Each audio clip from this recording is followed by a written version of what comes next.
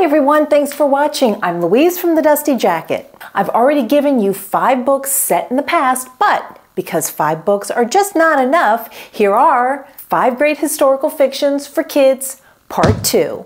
Let's get started.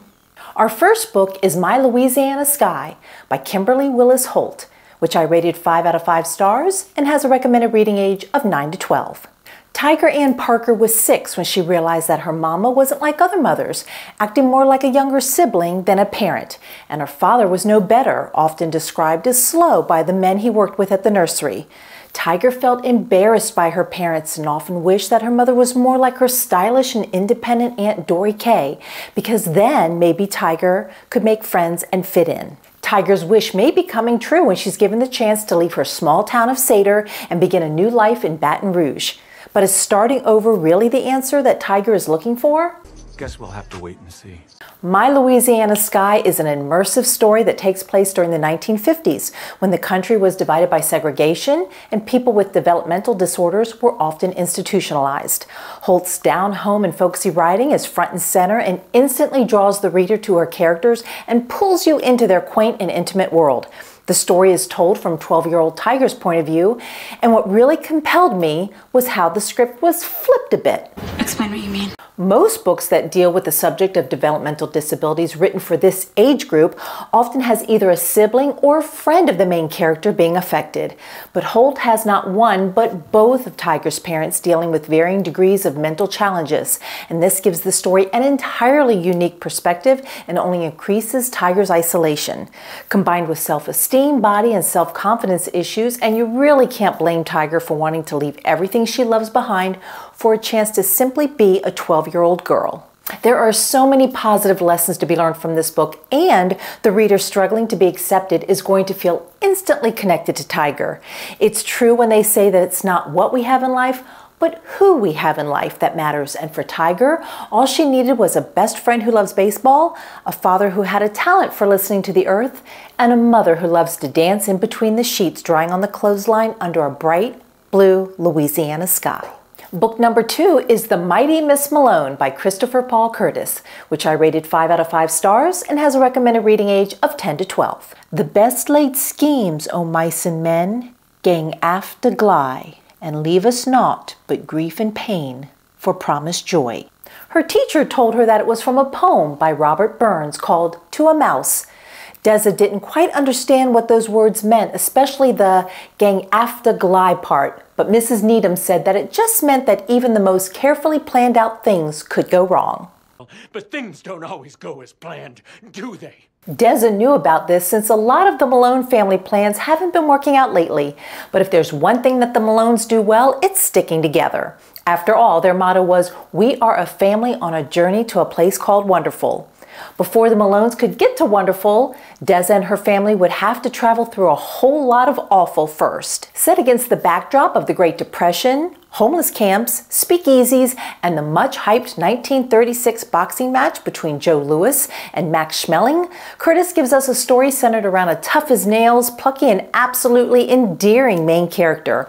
At 12, Deza Malone is the smartest in her class and destined for something special. With a dictionary in one hand and a thesaurus in the other, she's more than ready to take on the world one adjective and adverb at a time, and not afraid to take matters into her own hands in order to set things right, even if it means a little forgery or rule breaking now and then. They're more like guidelines anyway. Struggling to make something of herself while fighting racial prejudice, financial hardship, and social injustice may prove to be formidable challenges for some, but not for the mighty Miss Malone. I love characters like Deza who rise above their circumstances with grace, dignity, and integrity. Through Deza Malone, Curtis reminds us that even though plans gang aft to gly, tomorrow is always a brand new day that brings with it another opportunity to get a little bit closer to a place called Wonderful. Book number 3 is A Million Shades of Grey by Cynthia Kato-Hata, which I rated 4 out of 5 stars and has a recommended reading age of 10 to 14.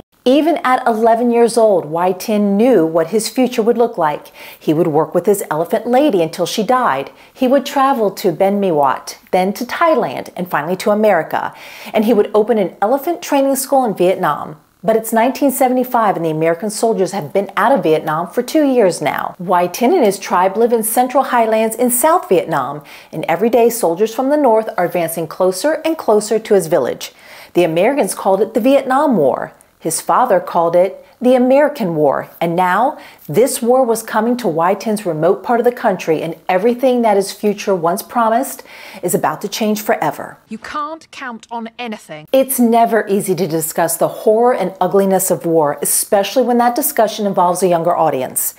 Kate O'Hara is able to portray a country savagely torn apart by civil war with remarkable honesty and sensitivity. Because she's dealing with younger readers, she avoids graphic details and opts for subtle clues and visuals that guide readers to the desired conclusion. For example, she describes a scene where captive male villagers are forced to dig a very long and deep pit on the outskirts of the village. Older readers know immediately that this is a mass grave and the outlook is bleak for the villagers. However, younger readers share the same learning curve as Huy Tin and all eventually come to the same conclusion at the same time. Several reviewers found this book to be too anti-American given the repeated mentions by the villagers of the Americans' broken promise to return should assistance be needed.